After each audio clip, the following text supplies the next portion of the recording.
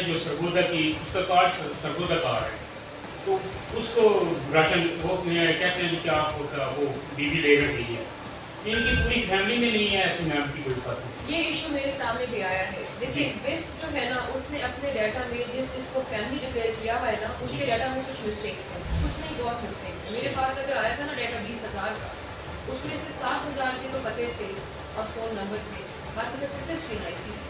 तो आप ये देखिए कि हमें बंदे ढूंढना कितना मुश्किल हुआ। प्लस उनके डाटा में एक मिस्टेक हमने ये देखी है कि उन्होंने 3 लोग दिए ना, उनमें से किसी को ऐसे आपको मेरी फैमिली का हिस्सा बना दिया।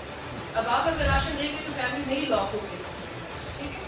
अगर एक खानदान में से एक बंदा ले जाता है ना, तो फैमिली लॉक हो जाती है, जब कहा जाता है कि जी इसके खानदान का ये बंदा ले जा चुका। अब इसके डाटा में एरर ये है कि उन्होंने रिश्तेदार जो नहीं है आपस में, उनको भी कहीं कहीं फैमिली बुलाया हो, तो वो कोई और बंदा ले गया जिसको जानते थे नहीं, क्योंकि ऐप जो है ना उसके बगैर तो दे नहीं सकते। ऐप में डिलीवर्ड आते हैं तो उसमें लगानी पड़ती है, फिर ओके होता है। क्या मैम जो हमारे वो तकरीबन 20,000 सैलर जो खवातीन हैं जो मुस्तहिक है उनका, हमारे पास 20,000 की लिस्ट आई है, तो तकरीबन 15 को हमने दिया है। उसके बाद हमें बेनिफिशियरी बिल नहीं मिले। कुछ ऐसे लोग होते हैं सीजनल लेबर होते हैं, यहाँ से चले गए लेकिन हमारे सर्वे में शामिल थे जो हमारे पास लिखे आ गए। कुछ ऐसे लोग हैं जो उसी फैमिली के 1-3-4 लोग हैं, तो अब एक को हमने दे दिया, फैमिली लॉक हो गई, लेकिन वो लिस्ट में तो रहे। तो हमारी लिस्ट ज़्यादा नंबरों की है, लेकिन हमें लोग 15 मिले इससे। और मैम ये जो लगाया है यहाँ पे ये पार्किंग जो हॉस्पिटल के सामने THQ हॉस्पिटल के सामने जो पार्किंग है, वो उसमें लोग गाड़ियाँ बजाय अंदर खड़ी करने के मेन सड़क के ऊपर खड़ी करके तजावुज़ात बना रहे हैं। वो टोटल का टोटल वहाँ पे उसके अंदर तो गाड़ी कार तक नहीं खड़ी करते उसके अंदर, जो इन्होंने एक ग्राउंड एरिया बनाया है पार्किंग फीस से बचने के लिए। मोटरसाइकिल की 20 रुपये मेरे ख्याल में 20 रुपये मोटरसाइकिल की है, 50 रुपये या 40 रुपये की होगी। इशू ये है ना कि अगर ये पार्किंग फीस उन्होंने लेनी है ठीक है ले, लेकिन ये गेट से एंट्री होते ही जनाब है, गेट एंट्री हमने तब देते हैं जब आप वहाँ की आप पार्किंग फीस अदा न कर लें या पर्ची न दे दें।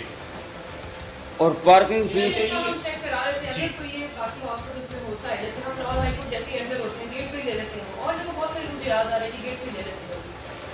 मैं इस वक्त सबसे जो सूरत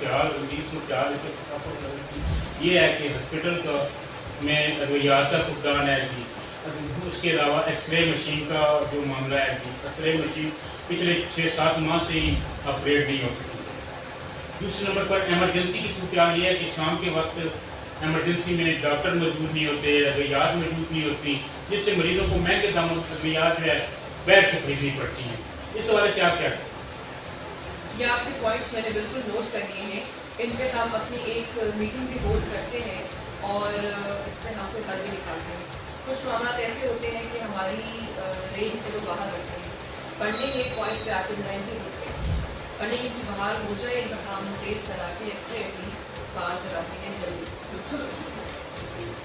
इसके अलावा मैं जो हॉस्पिटल एंट्री से पहले ही पार्टी फीस वसूल की जाती है, इस हवाले से मेरे आपकी कम्युनिकेशन एक गुगलाब की तरफ से आपके पास आई थी, तो उस हवाले से आप क्या कहना चाहते हैं? क्योंकि जब एंट्री होती है मरीज को लेकर एमरजेंसी की सूरत में एंट्री होना करते हैं, तो वो पार्किंग फीस वहाँ पर ही वसूल कर ली जाती है। पार्किंग फी का कोई बेहतर मैकेनिज्म डेफिनेटली हमें बनाने की ज़रूरत है, और हम वो मिलकर बैठेंगे सारे और इसका कोई बेहतर हल निकालेंगे कि एटलीस्ट इमरजेंसी का जो मरीज़ है उसको मैम ये MC के स्पेशल फंड में से ये जो मेन रोड है इस पर इतने दफातर मौजूद हैं, डिस्ट्रिक्ट जेल मौजूद है, हॉस्पिटल मौजूद है। हॉस्पिटल अगर कहीं कोई हादसा हो जाए तो रेस्क्यू 1122 को यहाँ पे मरीज लाने में काफ़ी दुश्वारी पेश आती है। इस वजह से आप क्या कहेंगे कि क्या ये रोड MC की ग्रांट से बन गया तो वो बेहतर है? अच्छा, अभी हमारे MC के जो फंड्स हैं उनको यूज़ करने की परमिशन आती है, फिर इस्तेमाल किए जा सकते हैं। डेवलपमेंट के फंड्स जब भी गवर्नमेंट आती है तो वो परमिशन देती है, फिर उनका इस्तेमाल किया जा सकता है। हमने बहुत सारी स्कीम्स तैयार करके रखी हुई हैं, जैसे हमें इजाज़त आएगी उन स्कीम को काम करने की, तो हम उनसे जो भी बेहतरीन होंगी शहर के लिए वो पिक करके उनमें हम काम शुरू कर पाएंगे।